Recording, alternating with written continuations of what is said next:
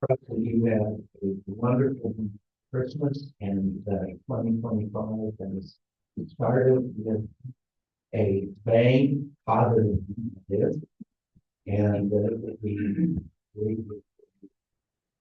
Now, this morning, because our schedule is full, in talking with my brother Thomas, we thought maybe the best way to handle things this morning would be just for me to give you the introduction and to give you the basic outline, and then next time we're together to actually present all the message, if that's okay.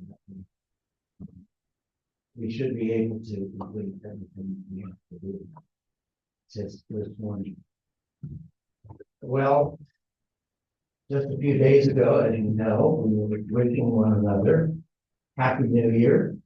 And this is the first Sunday in the new year, and I thought that it would be appropriate to bring a message that focuses on a psalm that compares the person who is happy or blessed with the person who is unhappy. And so there is a psalm like that, believe it or not, namely Psalm 1, which we just heard read in our hearing. Interestingly enough, most of our English translations, at any rate, translate the word as blessed, but the Hebrew word you could just as easily translate as happy. So we could say, how happy is the man who does not do this, that, or the other, and how unhappy is the one who does the contrary. Well, I don't know about how you feel about New Year's resolution. I think some people figure, well, if I can keep my resolution, then it will be a happy year. Long ago, I sort of gave up on that.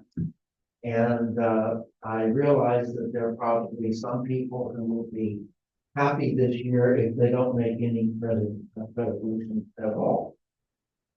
And various things for you and for your neighbors and friends and associates.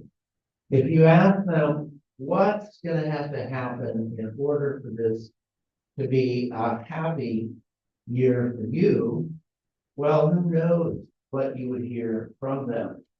Some people undoubtedly would say, well, if I make an awful lot of money, if my health is really good, if my family relationships are great, all of those things would be ways that would make this a very happy new year. And at times, I think even we who know the Lord might slip into that same mode. And as a result of that, what we would say if someone said to us, what would make this a happy new year for you? We might say things that sound an awful lot like what we hear from people in the world. That's why I think it's always instructive and helpful to see what Scripture says about that, if it does say anything.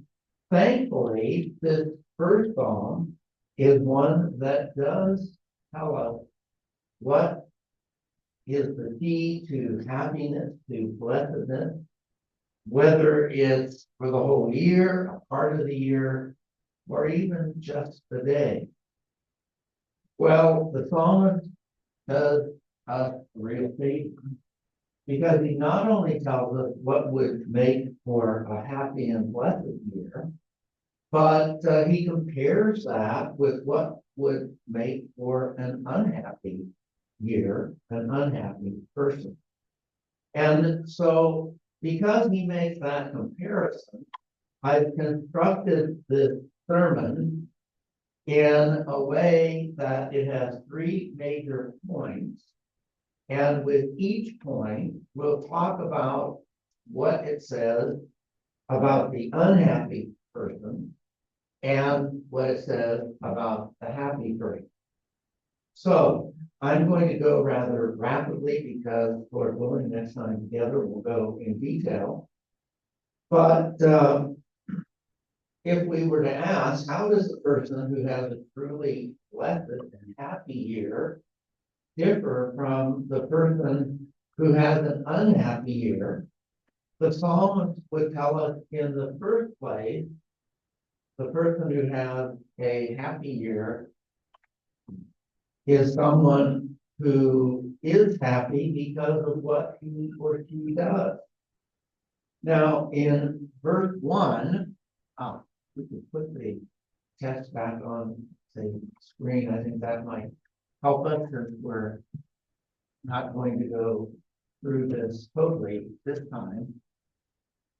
Verse 1 talks about things that are done by people who are ultimately not happy.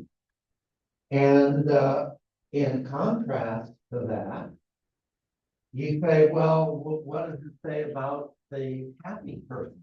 The happy person does just the opposite of what's said in verse 1. The unhappy person is the person who does walk in the counsel of the wicked, who does stand in the way of sinners, and who does sit in the seat of scoffers. We'll explain what that all means in more detail next time. So if you do any of the things that verse 1 says you shouldn't do, you're going to wind up being a very unhappy person and have an unhappy year. In contrast, the happy person does precisely what verse 1 says we shouldn't do. We don't walk in the counsel of the wicked. We don't sin consistently. We don't assemble with scoffers. Well, you might say that tells me negatively what I shouldn't do, but isn't there any positive thing that the psalmist says? Yes, and that's verse 2. Instead of doing those things that the unhappy person does, according to verse 1, verse 2 says, in addition to avoiding those things, this is someone whose delight is in the Lord, and on his law he meditates both day and night. We'll go into more explanation next time about this. So, the happy person who has a happy new year, differs from the person who's going to have an unhappy year, first of all, in terms of what they do. Secondly, there's a difference between the two kinds of people in terms of what they become. Now, verse 4 talks very explicitly about what the wicked, who is the unhappy person, what the wicked person become.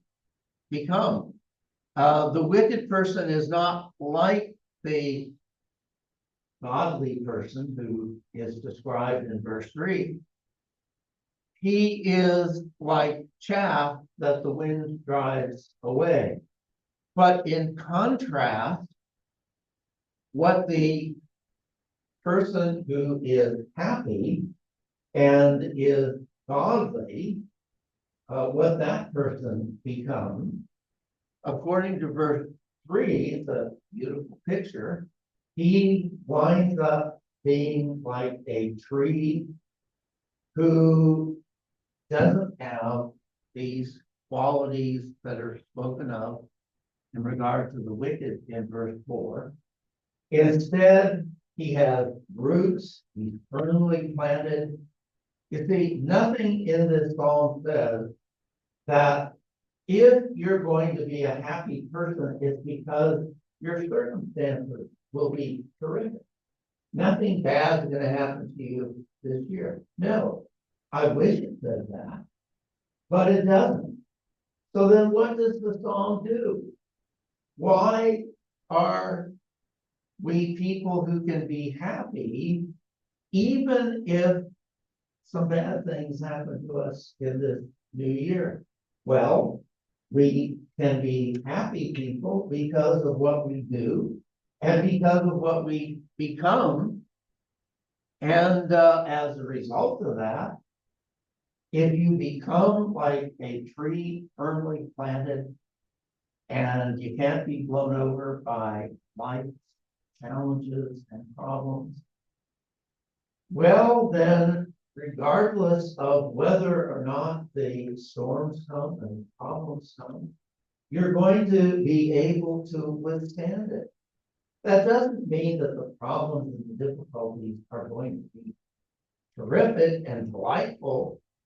No, they're still going to be hard to deal with. But the unhappy person, it's not as though he's never going to have any problems. He's going to have problems just like those of us who know the Lord. But the unhappy man is the person who doesn't have firm roots. He's not like a tree that's firmly planted. He's like one of those dead tumble bushes that you might see out in the desert that gets blown one place and another and doesn't have any life. So there is a difference between what the happy man and what the unhappy man become. There's one other difference here that we see in this psalm, and of course we'll develop all of this next time. The two of these people, the unhappy person and the happy person, are different in the third place because of where they are headed. Now, verse 5 tells us where the unhappy, wicked person who does all of those things that verse 1 says we should do, where is he headed?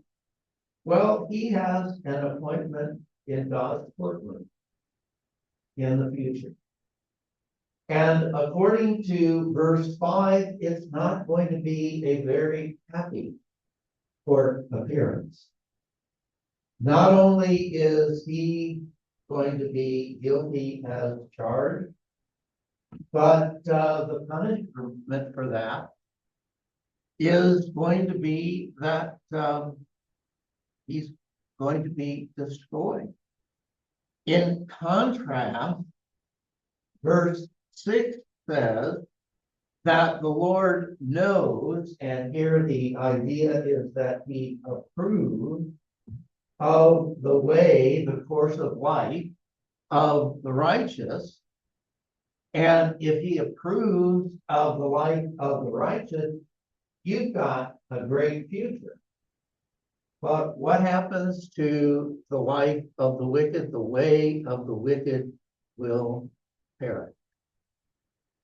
Well, you couldn't have much of a different scenario for the happy man as opposed to the unhappy man, could you?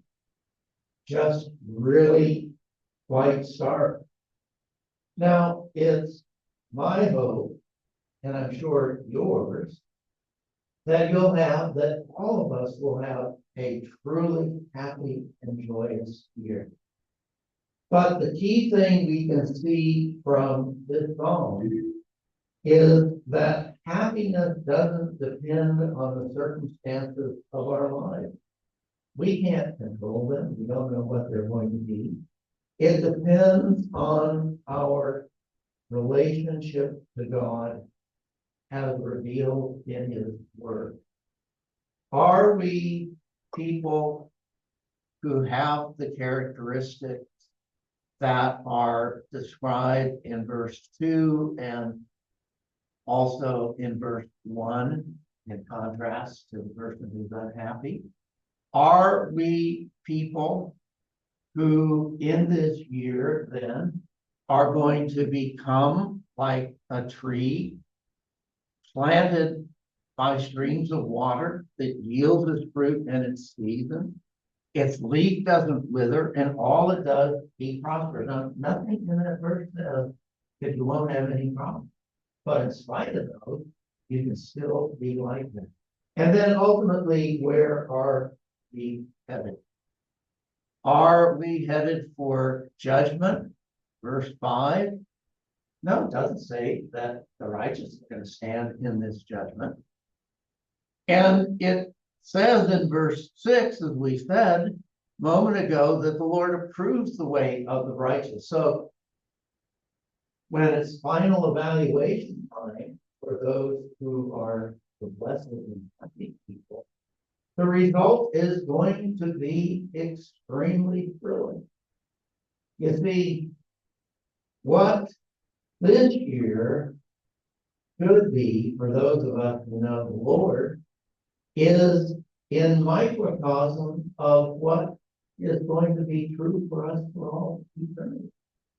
In contrast, the unhappy person who's unhappy ultimately because he disobeys God and is wicked will not only have a bad day in court, but he's going to have a bad day. So I ask you this morning, what would you like? Happy year or an unhappy year? Principles are all in this passage, and we're going to talk about them in greater depth next time. But this is the basic structure of what the Psalm says. And, you know, it's hard to imagine how it could be clearer. Contrast between the happy man and the unhappy man is stark. And it's clear enough that even a very, very young person could understand. May God grant that this will be extremely happy year for us, not because of our circumstances, we don't know, but because we follow the instruction of wisdom.